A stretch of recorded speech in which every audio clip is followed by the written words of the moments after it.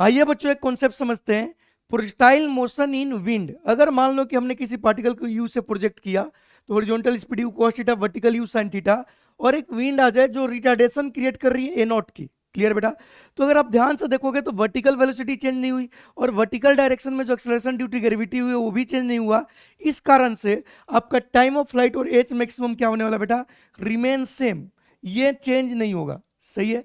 तो अगर horizontal wind है तो चेंज क्या होगा? रेंज, जो रेंज का फॉर्मूला होता है u x into time of flight होता है, और due to retardation half a not t square कम हो जाएगा आपका रेंज, थोड़ा पहले आएगा पार्टिकल। क्लियर है बेटा? इसी पर बेस्ट एक अच्छा सवाल करते हैं। ये एक सवाल है जिसमें एक आदमी ने एक बॉल को यू से फेंका, जो विंड है वो क्या कर रही है बेटा? आपका 3 मीटर पर सेकेंड स्क्वायर का क्या कर रही है? रिटार्डेशन क्रिएट कर रही है। ठीक है? तो पूछा गया है कि अगर बॉल वापस से उसके हाथ में आ जाए, ठीक है, मतलब ये ऐसे बॉल को फेंके और ये बॉल ऐसे जाकर वापस से इसके हाथ में आ जाए, तो बताइए एक्चुअल में एंगल ऑफ प्रोजेक्शन क्या है?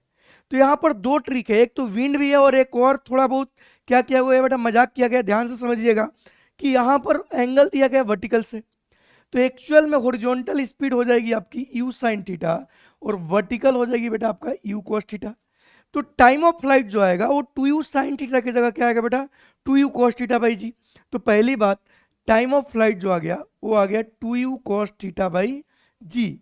अब बताइए अगर पार्टिकल को फेंकने के बाद वो वापस हाथ में ही आ गया, मतलब in this case range will भी क्या बेटा? जीरो, क्योंकि इसका हॉरिजॉन्टल डिस्प्लेसमेंट तो हुआ ही नहीं। और रेंज का फॉर्मूला होता है बेटा you x into T minus half a not t square. इसकी वैल्यू क्या हो जाएगी? जीरो। अभी आपको बताया हमने। तो यहां से आप लिख सकते हो u x equal to a not t by two, क्योंकि एक टी से एक टी क्या हो जाएगा? कैंसल। ठीक है बेटा? तो यहां से यू एक्स को हम क्या लिखेंगे? You sine theta. क्लियर बेटा? ए नॉट की वैल्यू कितना दिया है? 3, तो 3/2। और टाइम ऑफ फ्लाइट कितना हो जाएगा बेटा? 2u कॉस थीटा बाई जी। अब देखिए u से u कैंसल, तो अगर आप ध्यान से देखोगे तो 2 से 2 भी कैंसल, तो टेन थीटा की वैल्यू जो आ गई वो कितना आ गई बेटा? 3/g, मतलब 0.3, मतलब आपका जो थीटा होगा बेटा वो हो जाएगा टेन इनवर्स 0.3। तो आपका जो आंसर आ जाएगा क्या आ जाएगा बेटा? Third option.